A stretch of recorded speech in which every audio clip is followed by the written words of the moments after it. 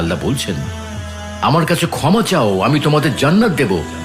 মোটেও দেরি করো না, এক্ষুনি চাও, আমি তোমাদের দিয়ে দেব। দ্রুত ছুটে চলো আমার জান্নাতের দিকে।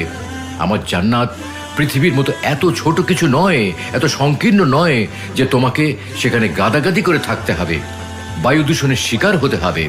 আমার জান্নাত এত প্রশস্ত, 7 আসমান আর জমিন জুড়ে তার বিস্তৃতি। আমার এই জান্নাত তাদের জন্য যারা আমাকে ভয় করে, আবার আমার অনিঃশেষ রহমতেরও আশা করে। আমার জান্নাত নশ্বর পৃথিবীর মতো ক্ষণস্থায়ী নয়। পৃথিবীতে তোমাদের জীবন বড় অনিশ্চিত, কে কখন চলে যাবে তার কোনো নিশ্চয়তা নেই। অথচ আমার জান্নাতে তোমরা চিরকাল বসবাস করবে সুখে, শান্তিতে, নিশ্চিন্তে। যারা তাদের পালনকর্তাকে ভয় করত, তাদেরকে দলে দলে জান্নাতের দিকে নিয়ে যাওয়া হবে। যখন তারা উন্মুক্ত দরজা দিয়ে জান্নাতে পৌঁছবে এবং জান্নাতের রক্ষীরা তাদেরকে বলবে, তোমাদের প্রতি সালাম, তোমরা সুখে থাকো, সদা সর্বদা বসবাসের জন্য জান্নাতে প্রবেশ করো।